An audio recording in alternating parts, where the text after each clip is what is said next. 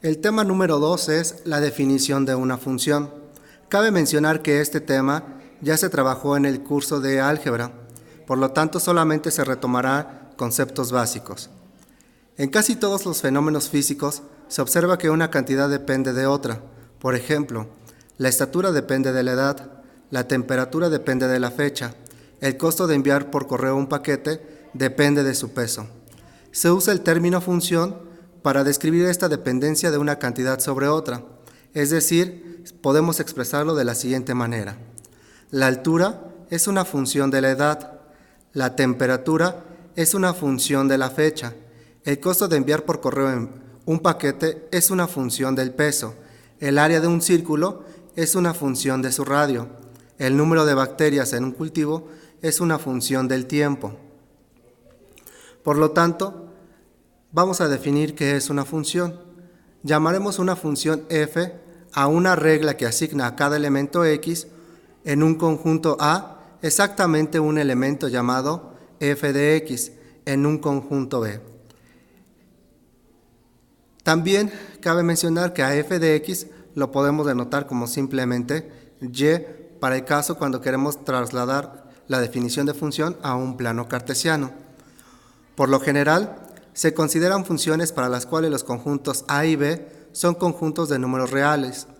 El símbolo fx se lee f de x o f en x y se llama el valor de f en x o la imagen de x bajo f. El conjunto A se llamará dominio de la función y al conjunto B le llamaremos rango. El rango de f es el conjunto de todos los valores posibles cuando x varía a través del dominio.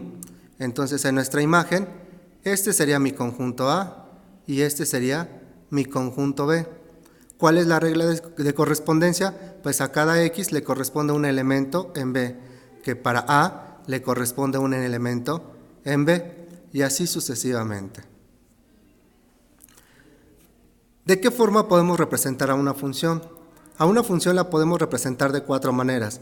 De manera verbal, por ejemplo, si Pt es la población del mundo en el instante t, la relación de la población P y el tiempo t es una función.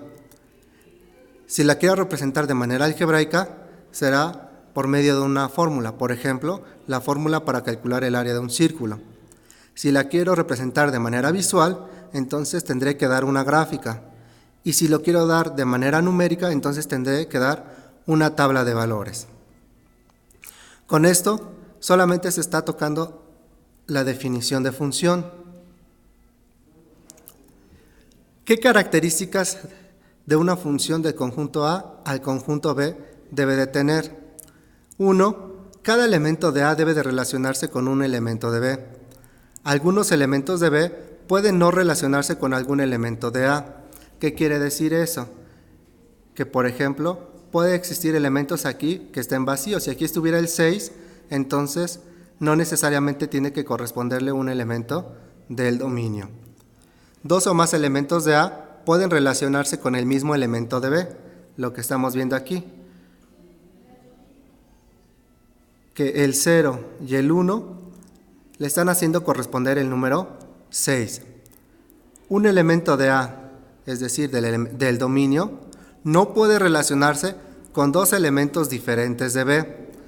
Es decir, que puede suceder que todos los de aquí pueden llegar a un solo número del rango o del contradominio, pero lo que no puede suceder es que a un mismo elemento del dominio le correspondan 2 valores del rango. Entonces en ese caso ya no será una función. Por ejemplo, aquí tenemos que al menos 1 le corresponde el 3, pero también le corresponde el 4. Entonces en este caso, este ejemplo no sería una función. Sin en cambio, este sí es una función. ¿Por qué? Porque a cada elemento del dominio le corresponde 1 y solo un elemento del rango. Observemos que la característica 3 nos dice que los elementos del rango sí pueden relacionarse con más de un elemento del dominio. Entonces hasta aquí dejaremos la parte de funciones. Lo que nos interesa solamente es definir qué es una función para posteriormente definir las funciones trigonométricas.